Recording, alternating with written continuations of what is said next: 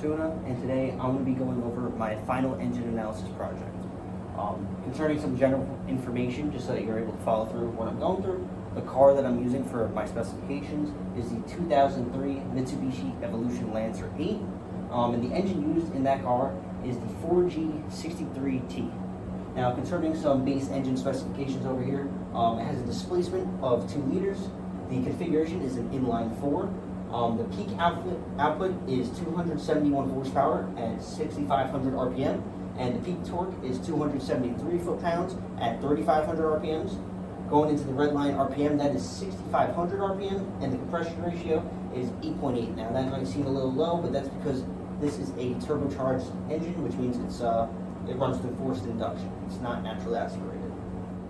Before going into the specifics of the project, I'd like to go over the outline over here. So I'm going to start with combustion chamber design, move on to fuel delivery system, ignition system, valve train and camshaft, intake and exhaust, and forced induction. So each of these systems, they're very interconnected. I'm going to try to talk about them separately so I can talk about the specifics of each. And I'm also going to try to go over some of the design decisions that were made and why they were made. To go over the combustion chamber design of this engine, to start, it had a penthouse shape, and this decision was made primarily because they wanted to accommodate 4 valves per cylinder. And this was in order to have more air going into the combustion chamber. Concerning the bore, it was 85 millimeters at the bottom. As we know, a penthouse design starts at the bottom from the bore of the cylinder and moves up to a single point. And in this chamber, squish area was provided. And this was in order to promote turbulence between the gas and the air, which meant more intermixing and a more efficient combustion. So looking at the diagram over here, we can see that from the top dead center of the piston, it goes into the chamber where it starts the penthouse shape. Now, I don't know if you can really see it here because I also draw the valves and the spark plug here, but this is a simplified version. As we see here, this is where the top dead center of the piston would be, and the rest here is the chamber design. And that is concerning a side view of the chamber. Going into a top view of the chamber, we can take a look at the valve arrangement, where we have 2 intake valves and 2 exhaust valves. Now, looking at the circle around, that is the piston outer diameter, and the circle in the middle is for the spark plug. Now, as we see, we have 2 little areas right here, which are separated from the exhaust and intake valves and the outer diameter. That area was added in order to promote the turbulence and the intermixing, as stated before. Alright, so moving on to the fuel delivery system. This is entirely electronically controlled in this engine. So this is an electronic multi-point fuel injection, and that basically means that there's a fuel injector for each combustion chamber. This is controlled by the engine control module, or the ECM, and it uses sensors to calculate the fuel requirement needed.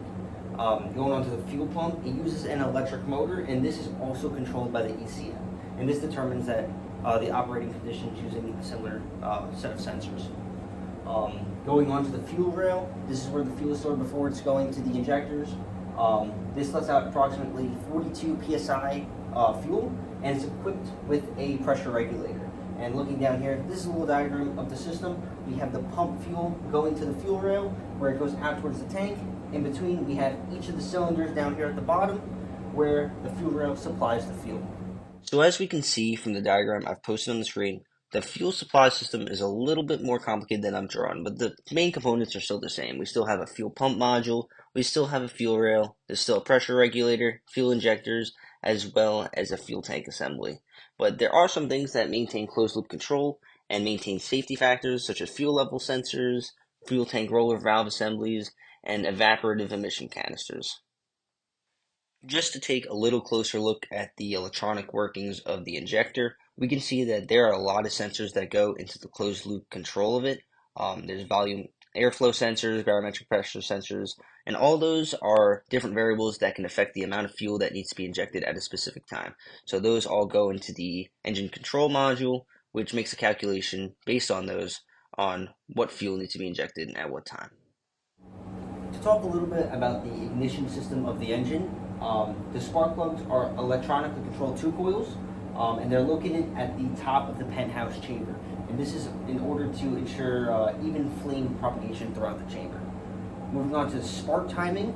This is also controlled by the electronic control engine control module, and it's very RPM dependent, although there are a bunch of other sensors that go into it.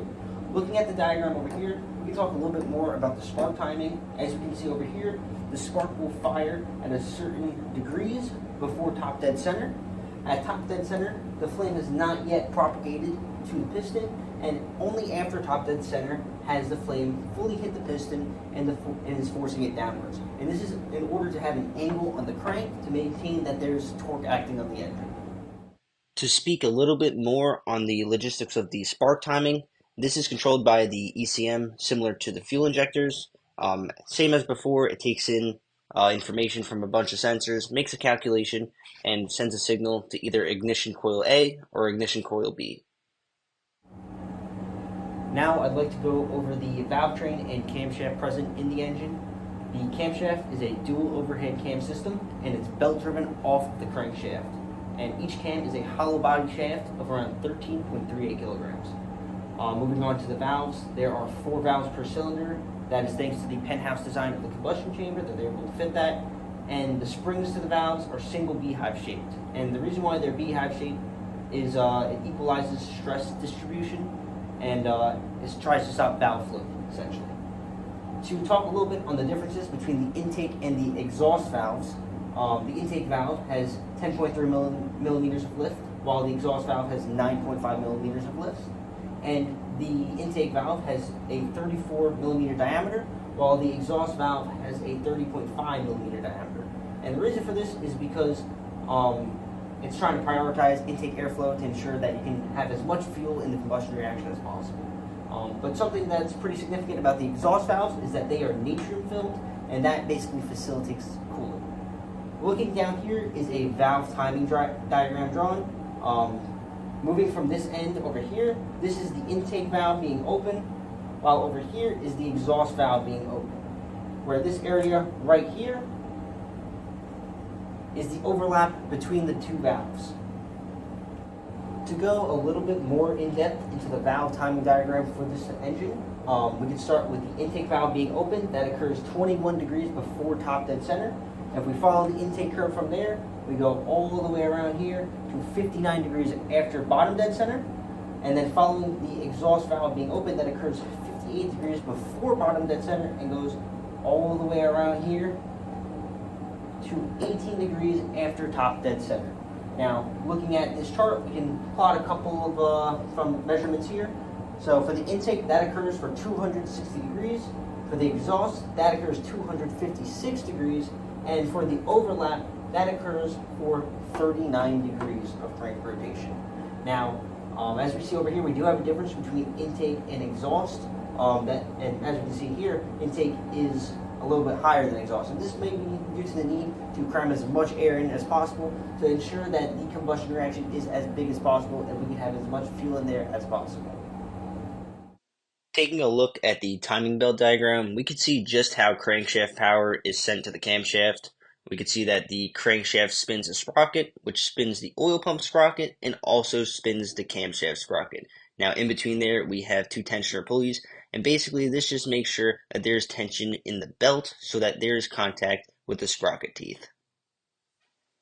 Additionally, taking a look at the side profile of the camshaft, we can see that both the intake and the exhaust shaft are hollow body, and we can see exactly what that means. Alright, so now I'm going to move on to the intake and exhaust systems of the engine. Starting with the intake, since it is a direct injection engine, there's no carburetor present in the intake. Additionally, since there are only 4 cylinders, it is a single plane intake. There are air filters in place to ensure that any of the air entering is of good quality, and any air taken in by the turbocharger is made sure to be cooled by the intercooler. Moving on to the exhaust, there's a 4-2 turbocharger 1 configuration, and with the diagram over here, I'm going to explain a little bit more in depth on that. But the focus of this is to prevent flow obstruction. That's to make sure that any air going to the turbocharger is as fast as possible and spins it as strong as possible.